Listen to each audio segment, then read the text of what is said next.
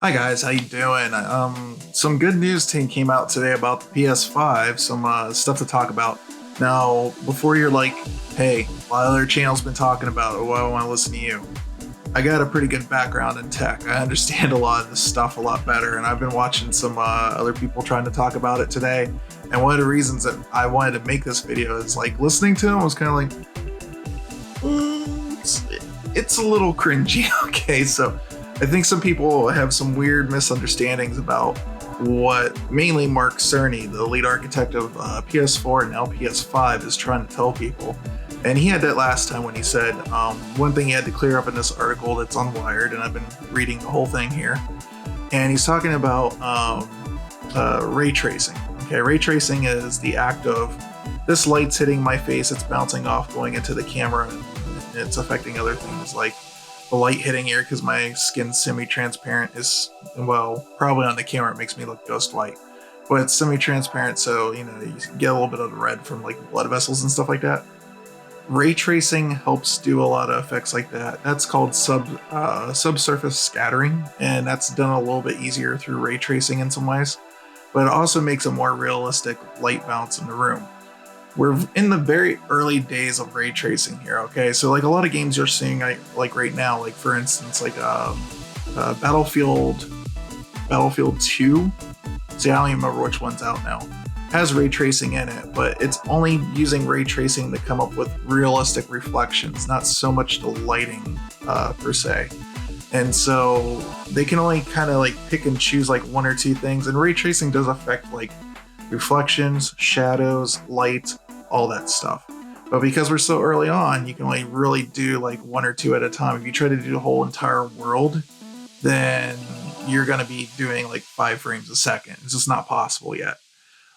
So the PS5, good news, is hardware accelerated. It's not software accelerated. So that's one thing he cleared up off the bat. But if I had to guess, it's going to be the same as the NVIDIA GPUs. It's going to be like shadows, global lighting, or reflections. You have to choose between one of those three, and whatever you get's what you get. And then probably on top of that, it will, despite what they say, it is a drain on the GPU a little bit. You can probably get better frame rate by not using it, and maybe some games will allow you to turn that on and off. But at the end of the day, you're probably looking at like at least a capped frame rate of about 30 frames per second. Okay, the SSD, this is exciting. So he's talked about how the PlayStation, first of all, will be using 100 gigabyte discs now as opposed to the 50 dual layer and 25 single layer discs that the PS3 and the PS4 both used. Blu-ray discs, obviously. And he's talking about how you have to install everything. So the exciting part of this is the fact that he's talking about installing everything to the solid state drive. Now, originally when he talked about having solid state drive on here, I was thinking they were more talking about like a cache. So part of the game goes through this cache, and then that has fast access to the RAM back and forth to get some of the benefits of that. But with this, what he's talking about is installing your entire game to it. So I don't think we're looking at spinning Rust on the PlayStation 5. I think we're looking at least probably like a 512 gig solid state drive. The reason I say 512 is some of the interesting things he's saying here. So he's saying one of the features of the PS5 is that you can say like Call of Duty. You put your disc in, you can install the entire game, single player and all. You play the single player, you can have an option on there to get rid of it and keep the multiplayer portion of that game. And he's saying that you're going to be able to do that across multiple games. Whether he didn't really say like multiple levels and stuff, but having that option leads me to believe that the storage space may be a little bit limited. So because of that, probably the idea is you put your game in, you install it, it's got a multiplayer, you want to keep playing it, you get rid of the rest. You put your next game in, or you put a few levels in or something. I don't know how it's really gonna 100% work, but that leads me to believe that maybe we're looking at a smaller SSD, but it's exciting that it is an SSD and not like a solid state cache. All right, one example he used for the benefits of an SSD, but one I don't necessarily buy 100% yet, and I'll get into that here in a second.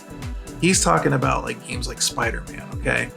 All the lampposts basically load, like lamppost, a few people that are in the crowd and stuff load into the system RAM, right? And the way to keep you from having to hit the hard drive back and forth is by putting a lot of copies of stuff in there. So you may see like the same person 5 times down the street. Every lamppost is going to be the same, stuff like that, right?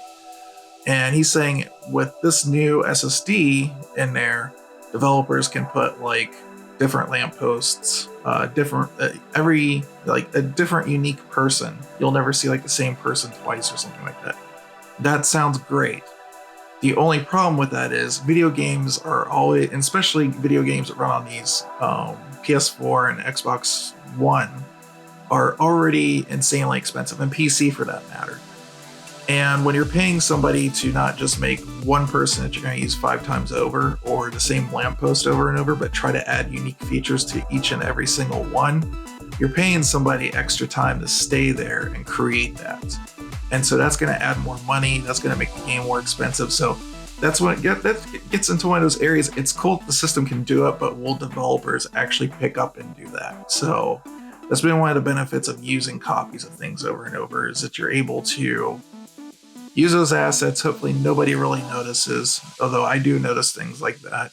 And, but we'll see. We'll see where it goes in a few years. Maybe it'll be like a cheaper, easier way to do that. Maybe it'll be like something like Speed Tree for people or something like that comes out. Look at the new controller. It's officially called the DualShock 4. It has enhanced rumble, reduced latency, a small touchpad, and a light bar to track its movements. All right, let's talk about the controller. I've got quite a few things to say about the controller. So they announced that the controller is going to have, he really is like getting into like, it's going to have a whole new way to interact and feel the game. They kind of said that with the PS4 or the DualShock 4. Matter of fact, they even announced that it had enhanced rumble support and stuff like that back then. Now, what they're talking about is haptics. And they're acting like they're bringing new haptics or better haptics to this. I'm sorry, I don't really buy it. Haptics has been around for a while. There's nothing really new about it. He even went on to say, like, call it like voice coilovers, which technically they are. They're basically sort of like speakers, or they can be, depending how you make them. But we've had haptics for a while.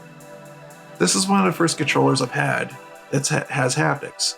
Your cell phone, the thing that I'm recording on right now, has haptic feedback. So this is not a new thing. Now, in the case of the Steam controller, the way it works is like if I play something like a 2D game, right, like a platformer, obviously it's got no D-pad, so you can get used to it, believe it or not. I'm actually pretty good with this controller now. I was really intrigued by this thing when it came out, the OWL controller as we call it. But there's not you can click the whole pad down, but there's not like an actual, it's just touch based. So when you click, or I misused the word click, when you touch a direction on a D-pad, you can program it so the haptics can sort of like thunk the bottom of your finger to make it feel like you clicked something down. Now, you didn't press anything, you didn't get it, but you get that sort of like snap, right? So you know that you've activated or deactivated right, left, up, and down, okay?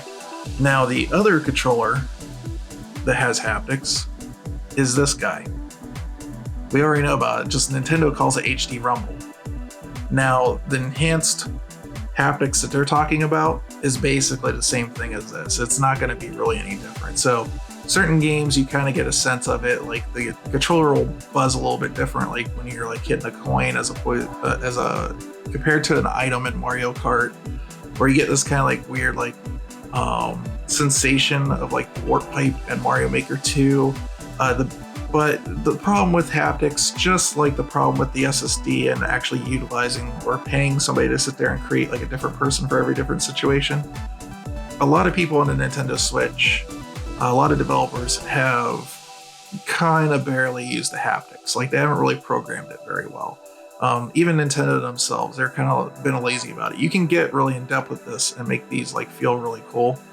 And the other thing I want to say about haptics is they're kind of touchy. So like, on something like a Joy-Con that's real thin like this, it translates pretty well.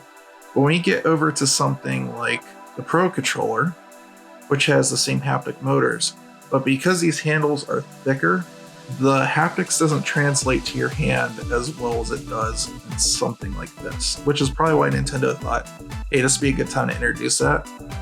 So the only way to do it well in something like this is to have it close to the surface. So it picks up or buzzes, or it's really strong. And when you make a haptic motor really strong, it tends to have sometimes a kind of a pleasant noise to it. So there's this weird fine balance. So the only games I can think of that have used haptics really well on the Nintendo Switch is Nintendo first party for some cases, but one game that really stuck out to me was Akami HD. When you're playing that game and you're going like you're the wolf running around, you can feel the pitter patter of his feet as he's running. When he goes through water, there's a very distinctive kind of like sloshing or like sluggishness feel to the haptic and all that. That game has really good haptics, and if you have that game, fire it up and play with it a little bit if you haven't, because it does a pretty good job.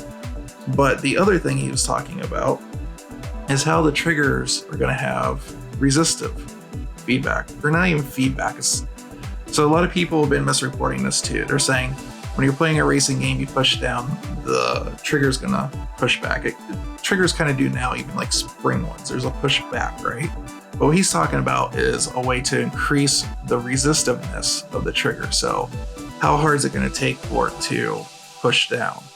So this is technology that is capable. It's not extremely expensive.